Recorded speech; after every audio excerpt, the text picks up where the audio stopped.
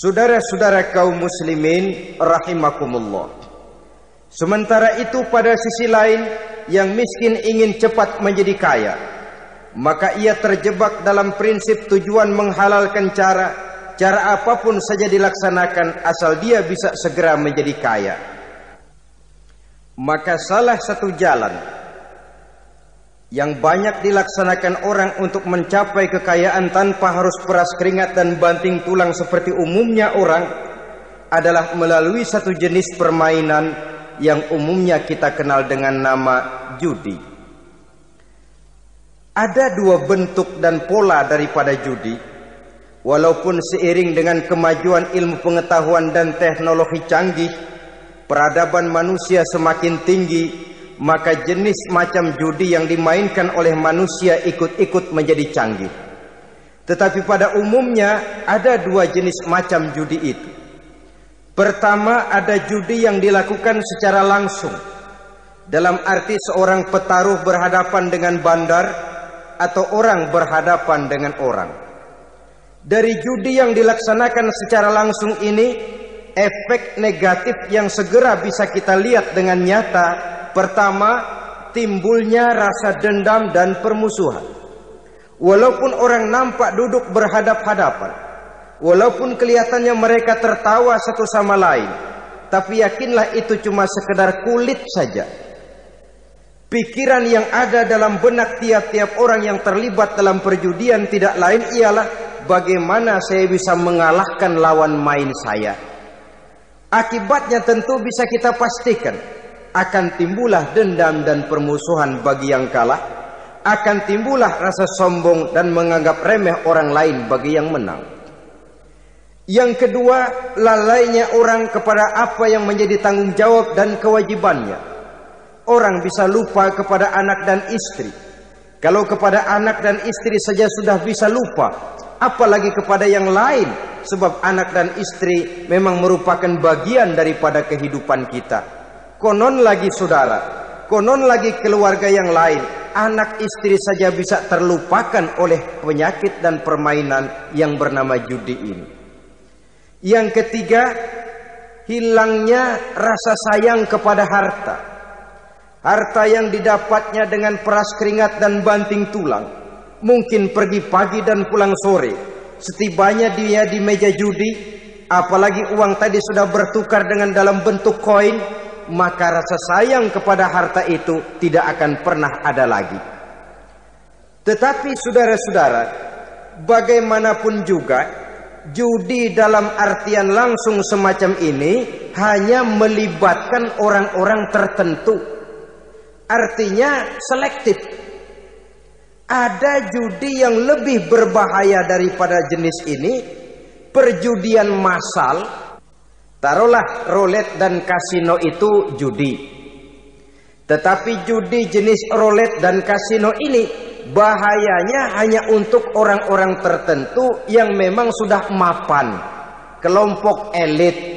Masa iya bocah angon di kampung main roulette? Apa ia yang tinggal di pinggir kali kenal kasino? Ya entahlah kalau kasino Prambos ya. Dari judi massal semacam ini lahirlah penyakit yang dinamakan tulul amal. Tulul amal, orang yang terlalu panjang angan-angan. Bukan tidak boleh orang bercita-cita, sebab cita-cita itu perlu. Katanya manusia tidak makan masih bisa hidup 1 bulan lebih. Manusia tidak minum masih bisa hidup 3 hari lebih. Tapi manusia tidak punya cita-cita 1 jam pun dia tidak akan bisa hidup. Karena faktor yang membuat kita bergairah menghadapi kehidupan, faktor yang mendorong kita untuk tetap berusaha dan tegar menghadapi resiko, karena adanya cita-cita di dalam kehidupan kita.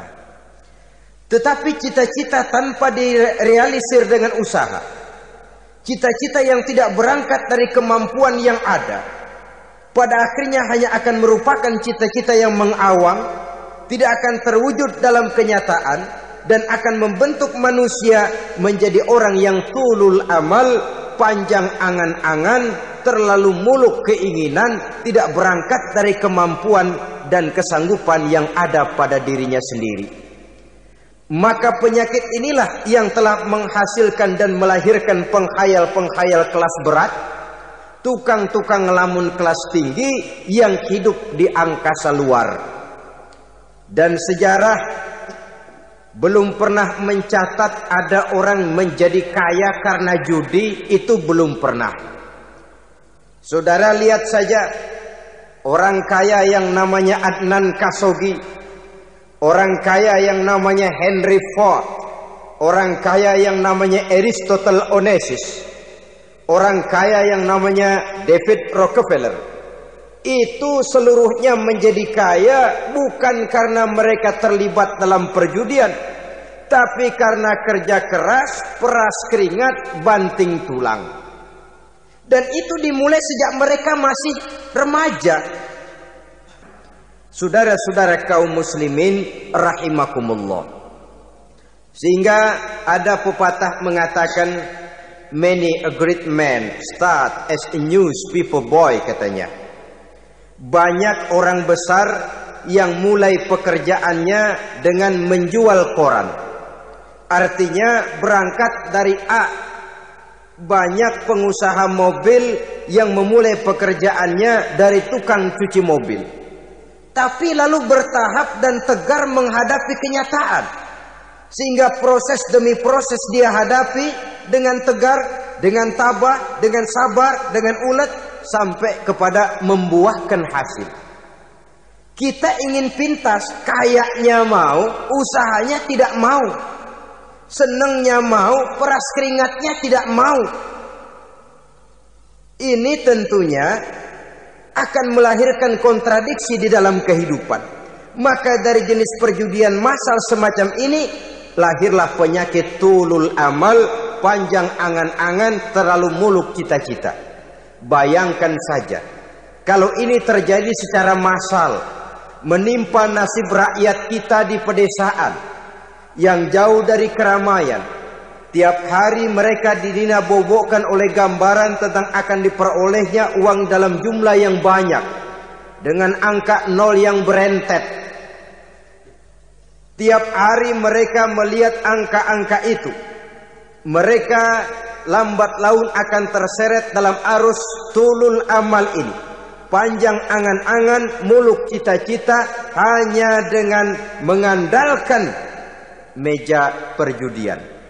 Akibatnya timbul penyakit yang kedua, yang ketiga, yaitu malas berusaha.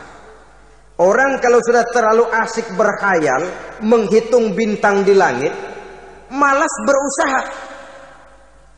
Kalau ada temannya kerja jadi buruh kasar, bawa hasil yang merupakan jeripaya dan peras keringat dia, satu minggu bergaji 10-15 ribu, diketawain. Apaan gaji lu 10 ribu, 15 ribu? Entar gua nih kalau tembus 100 juta, entar. Yang 10 ribu dan 15 ribu keringat orang itu dihina, itu dicela. Tetapi dia selalu menghitung, entar nih gua. Entarnya wallahu a'lam. Saudara hadirin yang saya muliakan, timbullah sikap malas. Padahal di tengah negara sedang membangun di berbagai bidang kehidupan. Maka sifat malas ini merupakan musuh kita. Baik mengejar kemiskinan, baik mengejar kebodohan dan keterbelakangan kita di sektor-sektor lainnya. Alangkah akan terganggunya roda pembangunan di negara kita ini jikalau sebagian besar rakyat dihinggapi oleh penyakit malas, yang malas ini dilatar belakangi oleh penyakit tulul amal, terlalu muluk angan-angan, yang angan-angan ini dinina-bobokkan oleh keinginan untuk mendapatkan untung yang besar tanpa peras keringat dan banting tulang. Sasaran yang lebih jauh, dan ini yang paling kita khawatirkan, hancurnya kubu-kubu pertahanan moral daripada bangsa kita. Kita sependapat bahwa lebih penting daripada membangun jembatan, adalah membangun manusia yang membangun jembatan.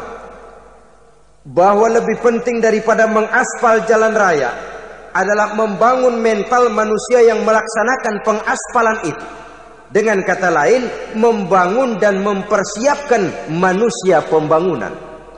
Tanpa itu, maka saya merasa khawatir kalau nanti kita tidak akan sampai kepada target yang kita harapkan oleh karena kandas di tengah jalan. Saudara-saudara kaum muslimin rahimakumullah, Islam sebagai agama yang mengajarkan manusia untuk berusaha dan mengeluarkan segala kemampuan untuk melaksanakan segala usahanya itu, sangat membenci sifat malas, sangat membenci sifat tulul amal atau panjang angan-angan. Dan oleh karena judi melahirkan dua sifat itu, Islam sangat menganjurkan pengikutnya untuk menjauhi segala macam jenis perjudian, baik yang terang-terangan maupun yang dilakukan secara samar-samar, tidak ketara, judi canggih sesuai dengan canggihnya teknologi daripada manusia itu sendiri. Ini adalah penyakit yang meracuni masyarakat manusia dari sejak berpribadi, bertetangga, berumah tangga, sampai kepada berbangsa dan bernegara. Dan kasus-kasus yang timbul sudah cukup banyak, yang tidak mungkin lagi kita katakan hanya sekedar bersifat kasuistis, bersifat kasus-kasus kecil saja. Sebelum riaknya naik ke permukaan, marilah kita membuat benteng untuk masing-masing pribadi muslim memelihara dan menjaga diri jangan terseret dalam permainan yang bernama judi, apapun bentuknya, bagaimanapun cara dan ragamnya. Karena jelas bahayanya lebih besar daripada manfaatnya. Taruhlah kita barangkali kemarin-marin hanyut dalam arus perjudian, tetapi hendaknya kita bisa mengambil pelajaran bahwa seorang mukmin adalah seorang yang apabila dia melakukan kesalahan, dia segera sadar, dijadikannya pelajaran untuk tidak diulanginya lagi pada masa-masa yang akan datang. Dengan sikap semacam itu, kita tidak lagi akan mengulangi kesalahan-kesalahan lama, dan grafik kehidupan kita dari hari ke hari akan makin menunjukkan hal-hal yang baik dan positif adanya. Saudara-saudara kaum muslimin rahimakumullah, kalau ABRI masuk desa, rakyat beruntung. Kalau jaksa masuk desa, rakyat bahagia. Kalau koran masuk desa, rakyat ikut jadi cerdas. Tapi kalau judi masuk desa, rakyat kiamat. Pembangunan akan terbengkalai, roda perekonomian akan lesu. Karena mestinya orang membelanjakan uang untuk sesuatu yang dia perlukan, akhirnya dia belanjakan untuk sesuatu yang dia tidak perlukan, karena gambaran, khayalan akan mendapat keuntungan yang jauh lebih besar lagi. Padahal istilah orang-orang tua kita dulu, lebih baik makan singkong betulan daripada makan roti ngimpi. Artinya uang yang 1.000-2.000 rupiah itu lebih baik dibelikan beras, dimasak, makan bersama anak dan istri, terasa nikmat dan halalnya, ketimbang beli kertas lalu ngelamun, menghayal, menghitung yang bukan-bukan. Itu kertas dibolak madep ulon, dibolak madep mudik, diputer sana, diputer sini, akhirnya palanya ikut muter. Kira-kira apa yang cocok? Masih belum puas kertas dilihat, orang gila ditanyain. Sudah tahu waras, orang gila yang ditanya. Masih belum puas nanya orang gila, tidur di kuburan. Allahu Akbar. Padahal di rumahnya tempat tidurnya empuk, anget, nggak ada nyamuk. Kuburan, tidur di kuburan. Dampak-dampak negatif yang semacam ini pada gilirannya mau atau tidak mau akan menyeberang kepada garis akidah, membahayakan dan mengancam nilai-nilai tauhid yang kita miliki. Sudah kertas dibolak-balik, tidak puas, orang gila ditanya. Orang gila ditanya belum maram, tidur di kuburan. Barangkali ada bisikan. Saudara hadirin yang saya muliakan, memang walaupun wahyu sudah berhenti, tapi Allah masih memberikan ilham kepada hamba-hambanya yang dikehendakinya. Tetapi ilham itu bentuknya positif. Kalau saudara pagi-pagi berniat, tahu-tahu datang pikiran nanti malam mau ngaji, itu namanya ilham. Kalau saudara sedang merenung, tahu-tahu datang pikiran, saya mau sedekah, itu namanya ilham, bentuknya positif. Tapi kalau ngelamun, tahu-tahu datang pikiran nomor sekian pasang, itu bukan ilham, itu belis.